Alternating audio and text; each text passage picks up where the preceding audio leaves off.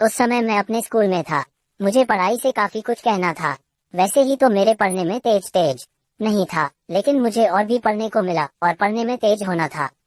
जब मैं नई कक्षा में गया तो मेरी कक्षा में एक लड़की गई। उसने देखने में मेरे लिए किसी परी से कम नहीं थी।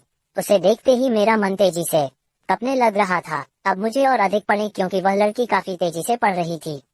इसके लिए मैं काफी मेहनत के साथ पढ़ना चाहता था, लेकिन मुझे ना जाने क्या होगा। मुझे कुछ समझ में नहीं आ रहा था। सारा दिन और सारी रात मैंने उसके बारे में सोचा था।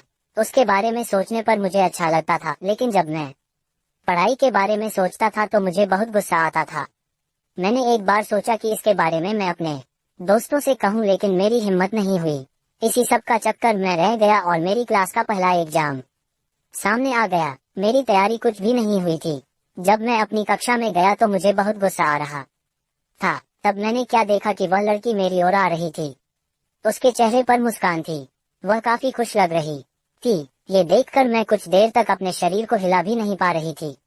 विभिन्न दस्तावेजीकरण देखकर मैंने भी डॉक्टरी दी। तब तक वह मेरे पास ज्ञान बोली, कैसे हो? तुम तो अपनी क्लास के टॉपर हो। हर टीचर का सितारा शानदार होता है। मैं बहुत दिन से हासिल करना चाहता था, लेकिन मिल पा रही नहीं थी। परीक्षा की तैयारी करना था। तुम तो परीक्षा के लिए तैराकी ही होगे।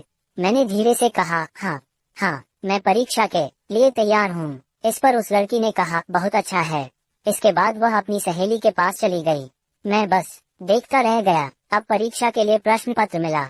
मुझसे प्रश्न पत्र में कुछ भी समझ नहीं आ रहा था। बस मैं उस लड़की के बारे में सोच रहा था। इसी तरह से परीक्षा का आधा समय बीत गया। तभी मुझे एक आवाज सुनाई दी, जिसमें वह आवाज देकर पीछे से आ रहा था। जब मैंने पीछे देखा तो वही लड़की थी।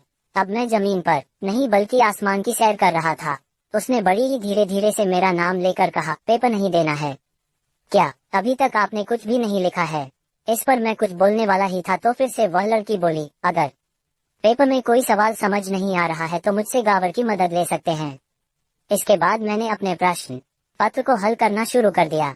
मुझसे कुछ सवाल समझ नहीं आ रहे थे तो मैंने उस लड़की से पूछा ही दिया। उसने बड़ी ही समझदारी के साथ उस प्रश्नों का हल बताया, जिससे किसी दूसरे को शक भी ना हो। इसके बाद मेरे कान में एक और आवाज आई। वह आवाज घंटी की थी। ये घंटी परीक्षा के समय का ठीक होने पर बज रही थी। हम दोनों ने अपने हाल के पेपर को जमा किया और क्लास से बाहर चले गए। हम दोनों काफी बात करने लगे। इसके साथ ही इस समय में हमें धन्यवाद भी देना था। हम दोनों ने पहली बार अपने मोशन पिक्चर से बात की। अब मैं सोच रहा था कि मैं सपना देख रहा हूँ या ये सब हकीकत है। इसलिए मैंने उस लड़की से कहा, तुम मुझे चिकोटी काटो। इस पर उस लड़की ने कहा, क्यों? मैंने कहा, मुझे यकीन नहीं हो रहा है कि मैं एक सपना देख रहा हूँ या ये सब सच है। इस पर उस लड़की ने बड़ी तेजी से चॉकलेट काटी और कहा कि क्या तुम मेरे दोस्त बनोगे? इस पर मैंने भी कहा, हाँ।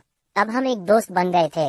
रोज हम काफी बातें करते हैं और काफी समय एक साथ बिताते हैं। हमारी परीक्षा भी खत्म हो गई और इस बार सबसे ज्यादा परीक्षा में अंक मेरा ही था।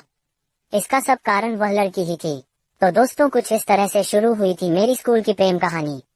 मैं जब भी स्कूल में पढ़ता था तो कभी कभी कोई टीचर भी हमें बुरा नहीं कहता था या यह नहीं कहता था कि तुम दोनों साथ मत रहो। ऐसा इसलिए क्योंकि हम पढ़ने में अच्छे थे और हम दोनों एक सीमा के इतने ही करीब थे।